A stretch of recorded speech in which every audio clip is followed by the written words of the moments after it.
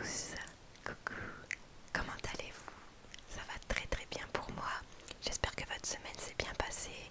Cette vidéo aujourd'hui donc ça sera sur mon serveur Life4Death et surtout donc sur mes PNJ. Qu'est-ce que c'est un PNJ? C'est un personnage qui sera joué donc par un maître du jeu donc sur mon serveur. Par exemple, vous pouvez aussi en croiser dans les jeux vidéo, c'est le petit personnage qui vous donnera par exemple une quête. Voilà, donc je vais vous présenter aujourd'hui tous mes PNJ, il y en a pas mal, mais je vais en même temps faire un petit peu de découpage pour le plaisir des oreilles, j'espère que ça te plaira. J'ai pris quelques petites images parce que j'avais dit dans mon autre vidéo que j'allais changer le décor pour l'année prochaine. Ça va être le cas, donc je vais le faire. Et quoi de mieux que de se fabriquer des choses tout seul pour son décor que d'acheter sans arrêt, sans arrêt. Du coup, j'ai trouvé des petites images comme ça. J'en ai plein, j'en ai beaucoup. J'ai commencé aussi à en découper certains. Du coup, bah, je vais les découper. Comme ça, je vais m'avancer un petit peu sur ma décoration et je vais vous parler du coup du premier PNJ. Le premier PNJ donc c'est Freddy. Freddy, je pense que vous connaissez un petit peu. Ça vient de films, mais ça vient également aussi du jeu Dead by Daylight.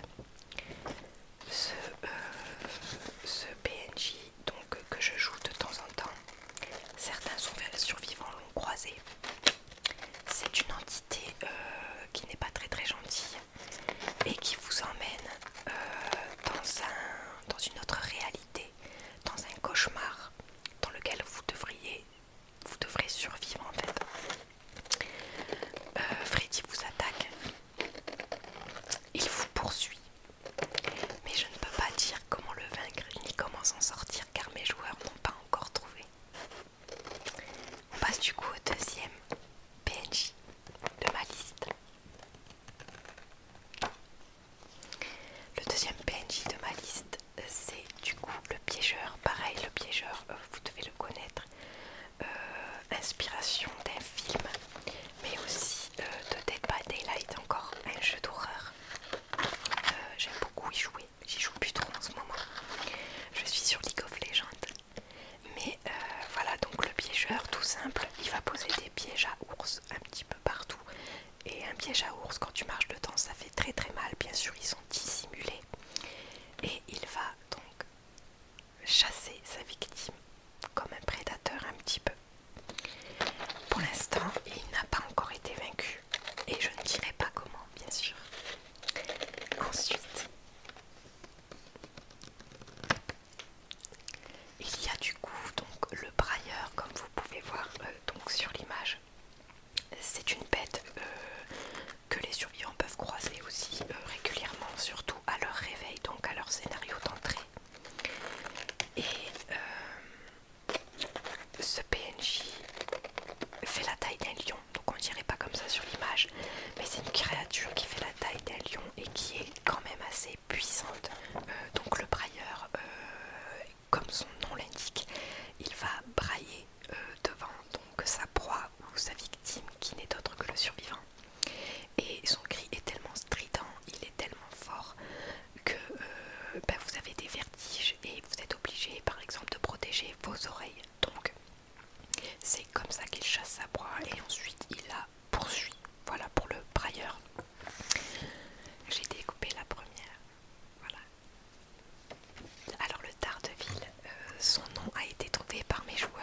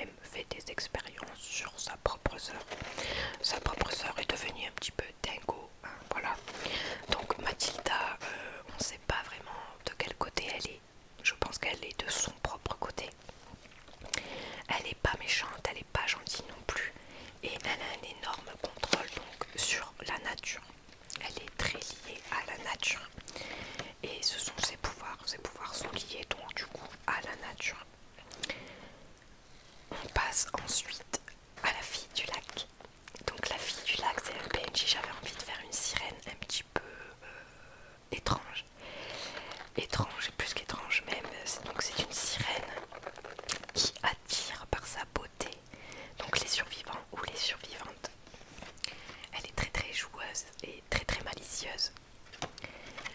Donc elle hypnotise un petit peu à l'aide de sa voix, donc comme les vraies sirènes un petit peu. Donc à l'aide de sa voix, elle va hypnotiser donc sa victime et l'obliger donc à la suivre dans le lac. Une fois que sa victime sera donc avec elle assez profond et assez éloigné du port, cette fille du lac va se transformer en une mocheté. Voilà, une vieille sirène un petit peu pourrie, il lui manque des écailles, elle a plus de dents, elle est à moitié squelettique et du coup elle va vouloir absolument emmener la survivante ou le survivant avec elle dans les profondeurs.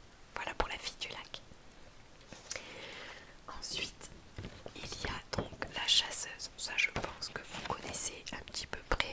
La chasseuse vient aussi donc du jeu Dead by Daylight. J'avais envie de la jouer.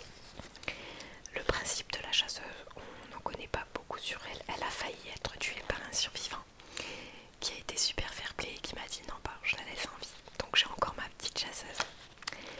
Et bah, c'est simple, le principe. Elle lance des haches, des petites haches, voilà, pour attraper et jouer avec donc sa victime ou sa proie. Ceux qui connaissent Dead by Daylight, ils savent comment elle s'y prend. Donc elle lance des haches et en plus elle redonne sans arrêt une petite musique. Voilà, ça c'était pour la chasseuse. On va passer du coup à Eng. Eng qui a été remarqué quelques fois du coup au début de Life or Death. C'est un jeune garçon qui apparemment avait une relation il y a très très longtemps, donc encore une fois avec Lucy Archer. Donc apparemment ils étaient amants.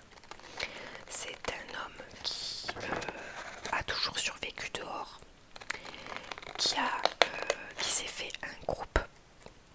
Donc il y a d'autres personnes comme lui qui survivent depuis un moment dehors. Et lui il repousse les monstres qui viennent de la brèche et aussi les monstres donc de la brume, cette fameuse brume dont je vous ai parlé et qui se balade parfois sur les lieux et dont il ne faut absolument pas s'approcher pour ne pas mourir. Donc voilà, Eng il repousse donc les créatures qu'il y a à l'intérieur de cette brume, mais aussi les créatures du type zombie. Bref, il apporte son aide aux survivants de temps à autre. Il est assez agile et il est très très fort en combat. Il a plusieurs armes sur lui, plusieurs katanas, plusieurs couteaux en particulier. C'est une sorte de ninja, voilà. Et il aime beaucoup les femmes. Voilà pour Eng. Après Eng, il y a donc Destiny. Destiny, pareil, elle a un gros lore donc sur Life or Death, c'est un très vieux PNJ. Et surtout, comme l'indique son nom, elle est très très puissante. Destiny en fait est intuable. Les survivants auront beau tout essayer, ils n'y arriveront pas. Destiny, c'est Destiny quoi. Ils ne peuvent pas la tuer. C'est une entité qui vous endette. C'est-à-dire qu'elle vous permet de voir des morts, de faire revenir des gens morts pour que vous puissiez leur parler. Mais tout ceci a un coût.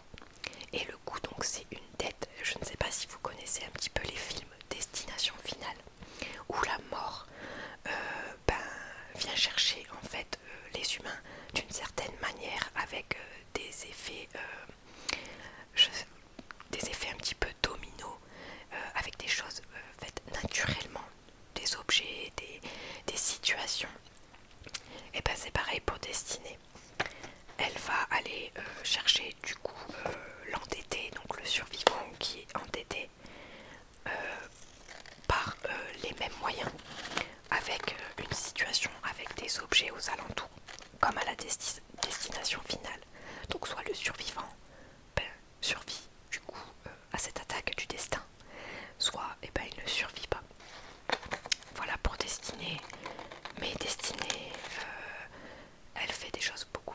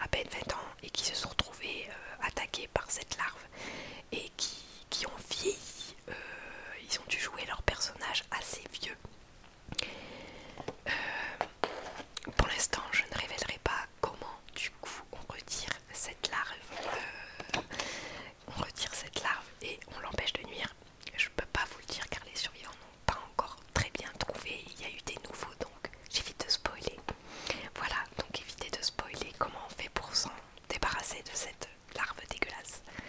Voilà.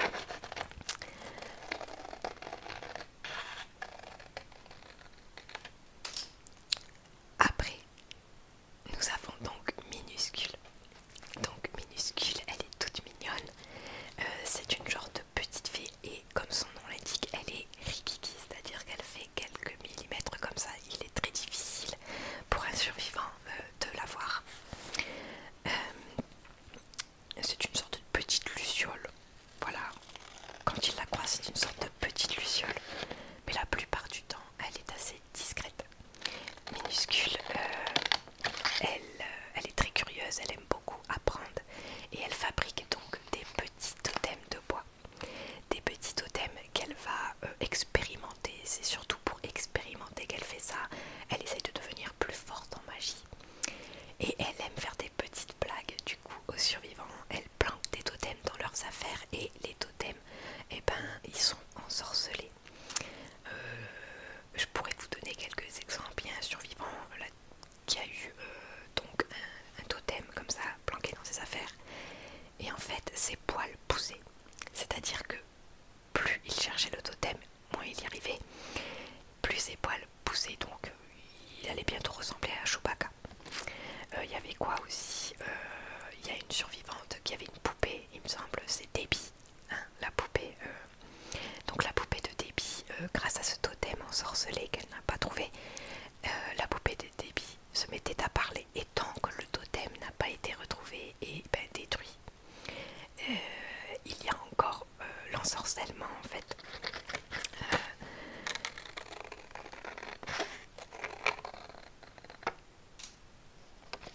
Par exemple, il y a eu aussi des survivantes qui ont eu affaire donc à Minuscule. Et en gros, à chaque fois que cette survivante disait je t'aime, il me semble, il y avait une fleur qui poussait sur son bras. Ça fait mal quand une fleur pousse à travers vous. Donc voilà, c'est rigolo, mais c'était douloureux. Voilà pour Minuscule. Pour l'instant, je ne dis pas comment on peut la vaincre parce que ben, personne n'a eu envie de la vaincre. Et voilà, il faut qu'il trouve tout seul comment vaincre Minuscule et s'en débarrasser. Ensuite, après ça, nous avons Fortune. Alors Fortune, vous ne verrez pas d'avatar, juste une roue justement de la fortune, car c'est ce qui la caractérise.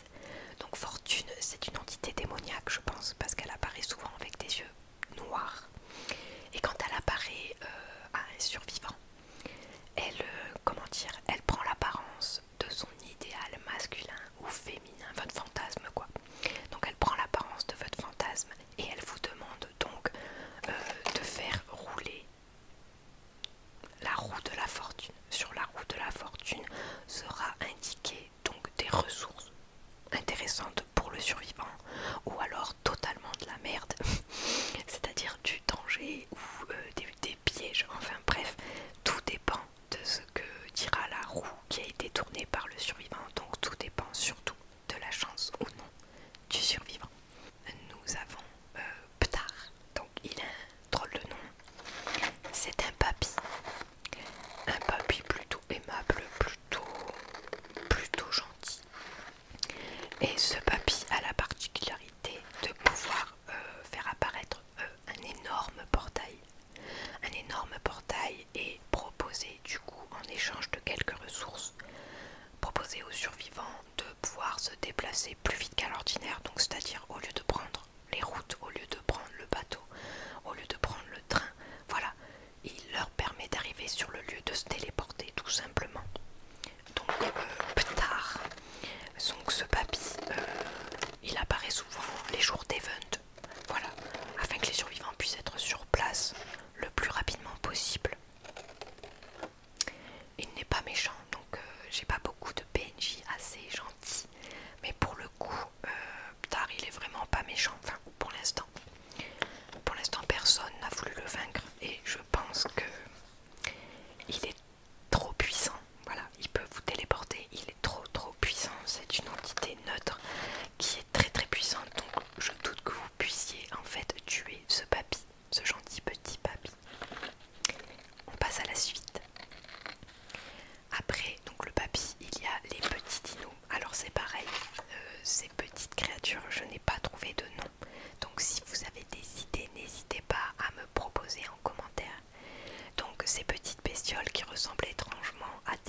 dinosaures. Elles se déplacent en groupe, mais c'est pas des groupes de 5, 10, voilà. C'est plus des groupes assez conséquents, ils sont une cinquantaine en général.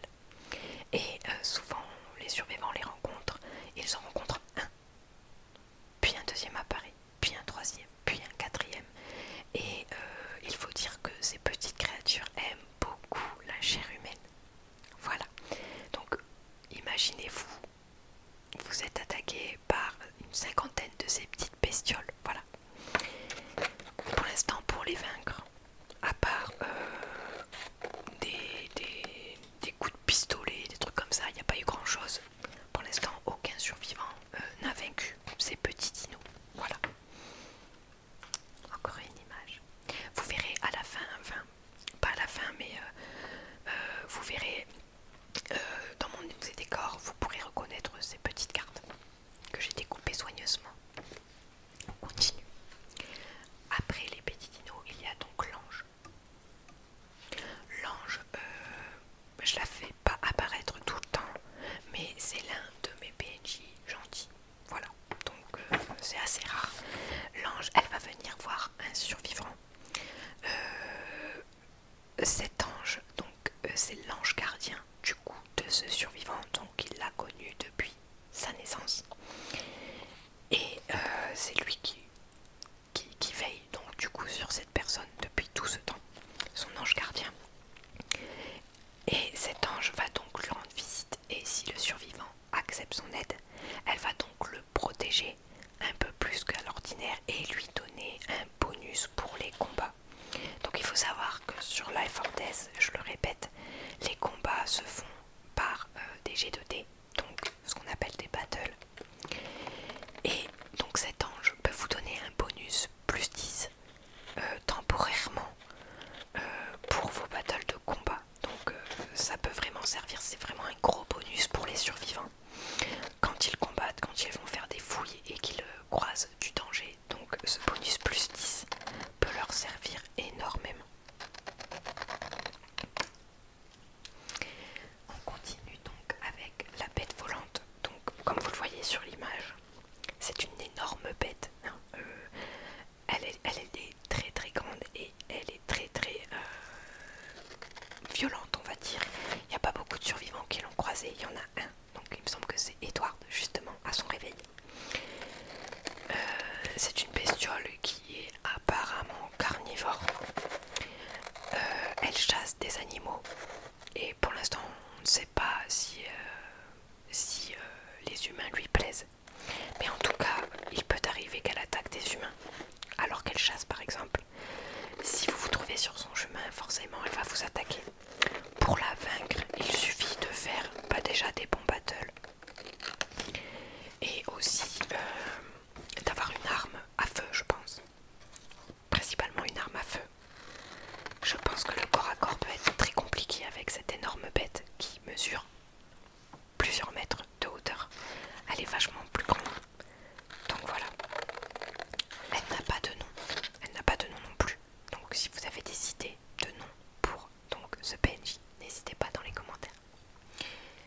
On va suivre ensuite donc Behemoth. Behemoth, il est déjà apparu dans une lecture que je vous ai faite sur Lilith. Donc n'hésitez pas à aller voir la playlist du coup sur l'intrigue de Lilith. Donc Behemoth, c'est un démon tout simplement. Par contre, par rapport à ce qui s'est passé donc sur la fameuse lecture que je vous ai faite, donc sa rencontre avec une survivante, on ne sait pas si Behemoth, malgré sa nature de démon, on ne sait pas s'il veut du bien ou du mal aux survivants. Et pour l'instant, il n'a pas été vaincu parce qu'il n'est pas réapparu depuis que Lilith est revenue.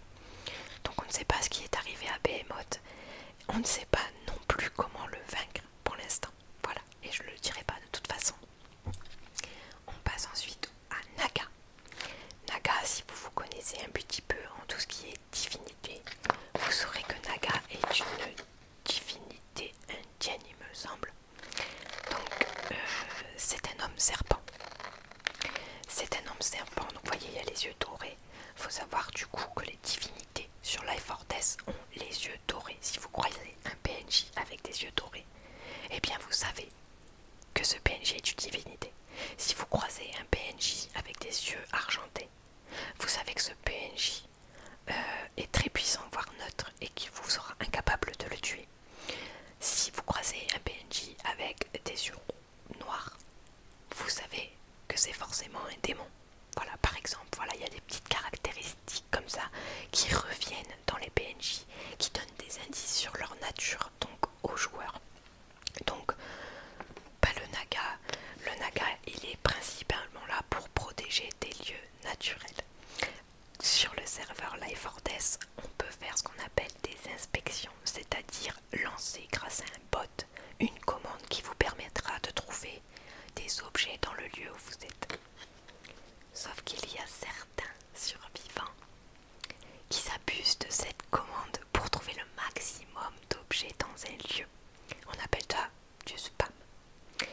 Naga, qui est le protecteur des lieux naturels, va venir protéger du coup ce lieu de ce survivant qui spamme les inspections. Donc c'est comme un petit peu une punition, voilà, du MJ. Personne ne l'a croisé pour l'instant, Naga. Enfin si, une fois il me semble un seul survivant, mais ça n'a pas été plus loin. On ne sait pas vraiment de quoi est capable du coup Naga. Voilà. On va passer ensuite au génie. Alors le génie, il n'a pas été croisé beaucoup de fois non plus dans Life or Death, il me semble qu'il a été croisé qu'une seule fois. Le survivant a d'abord trouvé une sorte de lampe, donc référence un petit peu à Aladdin, oui j'avoue. Il a trouvé une sorte de lampe et ensuite donc, il a pu discuter avec donc, ce génie. Ce génie lui a demandé de poser une question ou une action, n'importe laquelle, une seule. Et le survivant aura la réponse, la vérité, voilà. Et je sais plus ce qu'à l'époque le survivant avait demandé. Enfin bref, il y a toujours un retour de bâton. N'oubliez pas. Donc je vous en dis pas plus sur le génie, il n'a pas été vraiment découvert. Ensuite nous avons le djinn. Donc le djinn, c'est un PNJ que les joueurs semblent apprécier et moi-même. Je vous montre de temps en temps les petites images que je découpe. Voilà. Et donc du coup le djinn, comme vous le savez, j'ai déjà fait une lecture sur le djinn, n'hésitez pas à aller la voir. C'est une entité, je pense démoniaque, et qui attaque par surprise les survivants et qui les empoisonne. C'est-à-dire qu'ils ont forcément une piqûre quelque part et ils tombent dans un coma profond qui n'est autre qu'un rêve en fait. Je ne vous dirai pas ce qui se passe dans les rêves pour ne pas spoiler mes futures victimes, mais il est très difficile de se battre contre un djinn et il y a eu quand même des morts. Le djinn a fait quelques victimes déjà sur Life or Death. Certains s'en sont sortis et d'autres non, malheureusement. Donc voilà, les survivants sont plongés dans un rêve et leur corps subit donc l'empoisonnement, mais aussi plus ils sont dans le rêve, plus leur corps va subir. C'est-à-dire que ils vont pas manger, ils vont pas boire, ils vont avoir de la fièvre en plus de ça et parfois même des convulsions. Donc voilà, c'est assez violent le djinn quand même. On passe du coup aux monstres de la brume. Donc les monstres de la brume, je vous ai déjà expliqué. Ce sont des créatures qui vivent à l'intérieur même de la brume, qui autrefois faisait le tour de la ville de Kennecote. N'hésitez surtout pas donc à aller voir les anciennes vidéos sur le bestiaire ou même sur le contexte pour mieux comprendre. Ça m'évite aussi de me répéter. Du coup, ces monstres de la brume sont plutôt énormes et plutôt très même agressifs. Ils sont très agressifs. Chacun de mes motos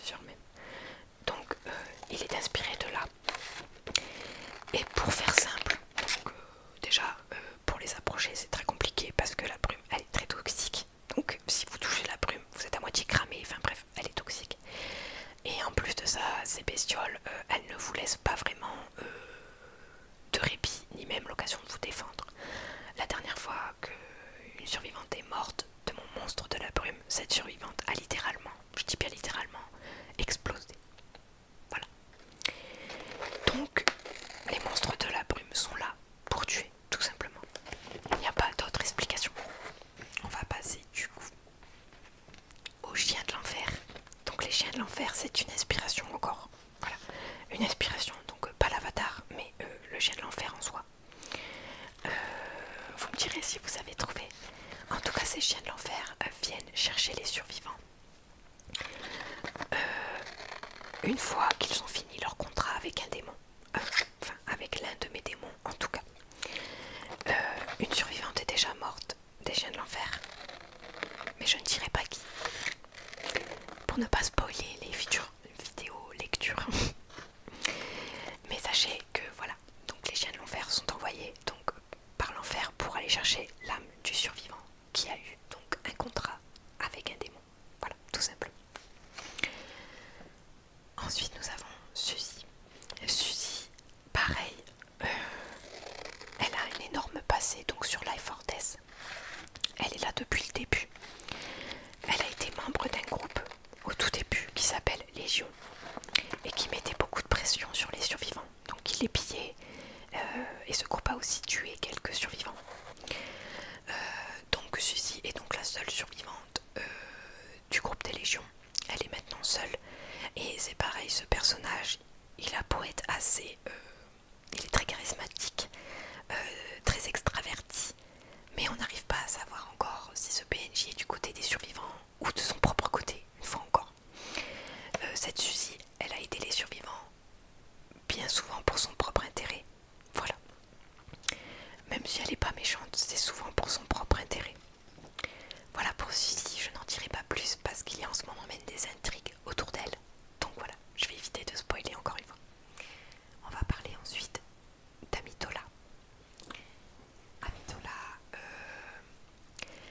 c'est une jeune femme assez étrange, comme vous le voyez, son avatar, elle est étrange.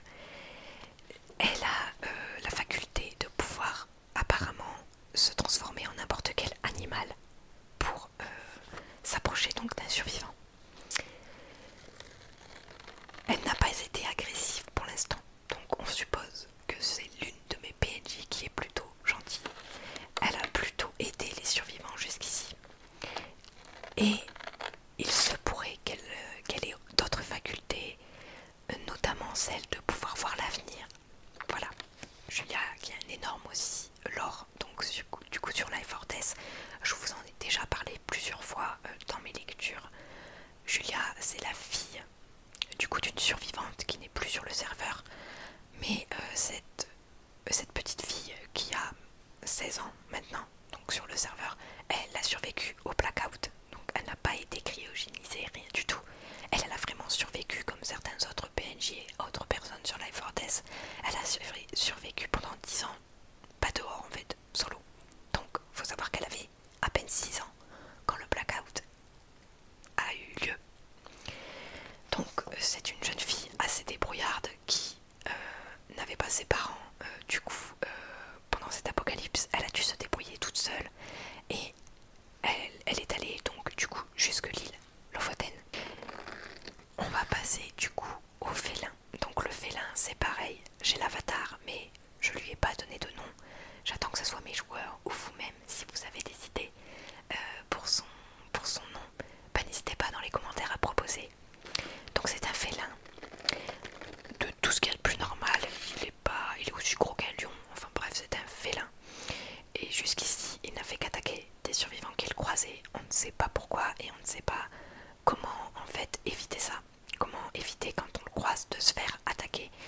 C'est une créature qui est très vive, rapide et bah, la dégriffe quoi. Donc ça fait assez mal. Vous avez aussi Vi. Donc Vi, elle n'a pas d'avatar.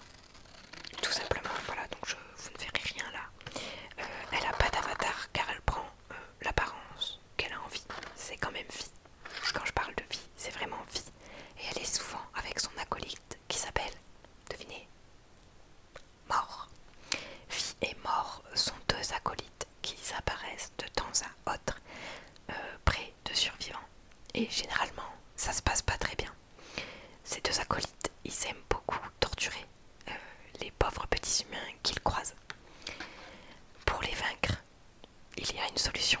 Enfin, du moins les calmer ou les repousser, il y a peut-être une solution, mais je peux pas vous la dire, elle n'a pas encore été trouvée et personne, je dis bien personne, ne s'est attaqué à Vie et Mort et je pense qu'ils ont raison.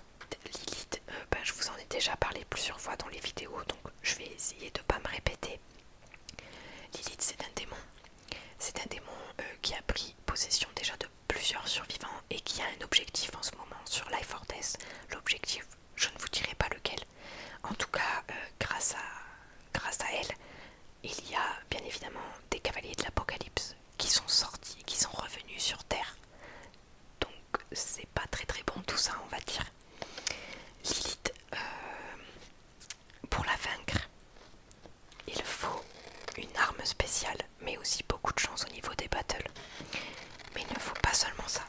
Pour éloigner un démon aussi puissant que Lilith, il ne faut pas seulement ça. Voilà, je peux pas le dire bien évidemment. On parle ensuite de Pèse. Donc Pèse, il y a un petit jeu de mots là-dedans. J'espère, peut-être que certains vont comprendre, mais il y a un petit jeu de mots dans son prénom à Pèse. Pèse, c'est pareil, on n'en sait pas trop sur elle, mis à part que parfois, elle va apparaître dans des lieux de la map de Life or Death, avec un stand où elle vend des objets contre des pièces clown. Des pièces clown, c'est une monnaie que les survivants peuvent maintenant trouver un peu partout là où ils veulent. Les pièces clown sont la monnaie des entités assez puissantes, voilà, des entités en général qu'il y a sur Life or Death. Donc vous allez payer avec des billets, carte bleue, tout ça. Ben, sur Life or Death, c'est avec des pièces clown. Voilà, c'est une monnaie spéciale entité. Les survivants peuvent aussi trouver des pièces clown. Du coup, donc Pèse, elle apparaît de temps à autre sur un lieu avec un stand et elle propose du troc, certains objets assez intéressants, beaucoup parfois même des armes, contre du coup des pièces clown. Mais on n'en sait pas plus sur cette jeune fille. On passe ensuite à Gabriel. Gabriel, les survivants ont mis du temps à comprendre que c'était Gabriel parce qu'au début, je le renommais juste le chevalier au manteau. Ils savaient absolument pas qui c'était et ils ont fini par le découvrir d'une quelconque manière.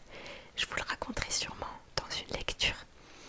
Gabriel, donc l'archange, et donc sur Life or Death, forcément il y a Lilith qui traîne dans les parages, donc on peut se demander pourquoi il y a des archanges aussi. On va parler du coup de Chaos. Chaos, je pense que son avatar va vous dire directement quelque chose. N'hésitez pas dans les commentaires donc à me faire part des références que vous avez trouvées. Chaos, c'est un perso, j'ai repris un petit peu le perso de base au niveau de sa personnalité parce que ça me plaisait énormément. J'aime beaucoup le caractère donc de Pyrrhus. Du coup, je l'ai un petit peu transposé donc dans KO, donc mon PNJ. KO, il apparaît aux survivants pacifiquement au premier abord. Bon, il est un petit peu méprisant, un petit peu hautain, mais au début, il apparaît pacifiquement. Et il demande aux survivants donc de lui préparer un repas, une spécialité qu'ils connaissent, enfin, quelque chose à manger quoi, mais attention, il faut que ce repas soit travaillé et qu'il ait quand même du goût. Si le survivant refuse, ça se passe en général très très mal. Et si le survivant n'y arrive pas, ça se passe aussi en général très très mal. Il y a un lieu entier qui a été détruit à cause de chaos. Méfiez-vous. Donc moi j'aime bien quand même jouer des persos assez humanoïdes. Mais j'aime aussi jouer des persos, pas des bêtes en fait, de simples bêtes, j'aime beaucoup. Donc là c'est un crocodile, un énorme crocodile, c'est pas un crocodile ordinaire, normal, comme vous les connaissez. C'est vraiment un crocodile très très gros, qui a une puissante mâchoire et qui attaque souvent les survivants sur l'île qu'il y a sur l'île Lofoten. Voilà, c'est son principal lieu d'attaque. On va passer ensuite donc au fameux soldat étrange. Je ne peux pas pour l'instant en révéler plus sur ce soldat car il est lié à un kidnapping. Il a kidnappé récemment donc un survivant, donc Aaron Glenn, et il a subi, donc le survivant a subi plusieurs violences mais aussi un étrange interrogatoire. Il l'a emmené également dans un étrange lieu. On ne sait pas ce que veut ce soldat mais il kidnappe des gens. On ne sait pas pourquoi, moi je le sais, mais je vous en dirai pas plus car justement il y a une intrigue aussi en cours à propos donc de cet homme étrange. On va parler du coup ensuite de la Ghoul. Donc sachez que tout ce que je vous ai présenté jusqu'ici ce sont des PNJ donc que je joue moi, mais il y a d'autres PNJ sur Life or Death, il y en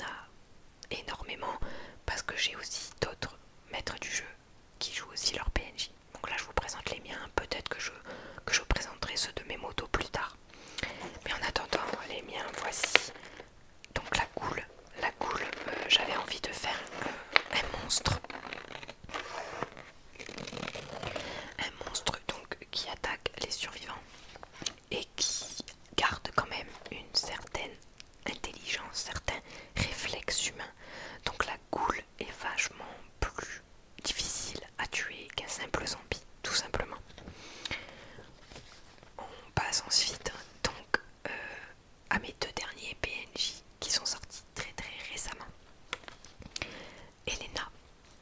Elena, donc elle a été vue pour la première fois, je ne sais plus où, mais un survivant l'a croisée. Elena semble être une jeune femme, c'est déjà une jeune femme qui se déplace beaucoup, donc avec un carrosse aménagé. Oui, un carrosse aménagé. Donc c'est une nomade qui fait la rencontre de beaucoup de personnes, je pense, dans ses voyages, qui a rencontré donc un survivant qui s'appelle Wael. Elena, en fait, c'est une arnaqueuse, je pourrais dire. Elle profite de ses capacités, c'est une hypnotiseuse. De ce qu'on sait pour l'instant, on sait pas, on connaît pas son passé ni rien, mais c'est une hypnotiseuse, donc qui hypnotise les survivants qu'elle croise pour leur soutirer les ressources de leur inventaire, les objets, des armes. Donc méfiez-vous de cette jeune femme, elle pourrait vous piller tout simplement. On passe ensuite donc au dernier PNJ que j'ai sorti donc très récemment. Je pense que son avatar va directement vous dire quelque chose. Il s'appelle pas Silco, non, je lui ai pas donné le prénom donc qu'il y a dans Arcane. J'ai pas non plus envie de faire les mêmes choses. Je me suis juste inspirée de son avatar parce que Silco, je le trouve super classe. Vraiment, c'est un personnage que j'aime beaucoup dans Arcane, comme beaucoup d'autres d'ailleurs. Vi, par exemple. Vi, c'est une héroïne. Enfin bref, j'aime beaucoup Vi. Donc voilà, il a l'apparence de Silco, mais ce n'est pas Silco. C'est un passeur d'âme, tout simplement. Et c'est pareil, il est apparu il n'y a pas longtemps, il a attaqué en quelque sorte un survivant, encore une fois Wael, le pauvre. Et il a pris du coup l'âme de ce survivant, il lui a volé son âme. Et il lui a dit voilà, si tu veux la récupérer, il me faudra tant de pièces clown. Donc on ne sait pas pourquoi ce passeur d'âme, du jour au lendemain, il a eu envie de faire son petit business, parce que c'est bien ce qu'il a dit à Wael. Je fais mon petit business, je fais ma vie maintenant. Je vous ai présenté tous mes PNJ. J'espère que cette vidéo vous aura plu. En attendant, moi je vous laisse. Passez une merveilleuse nuit, un bon début de semaine. À la prochaine. Kiss kiss.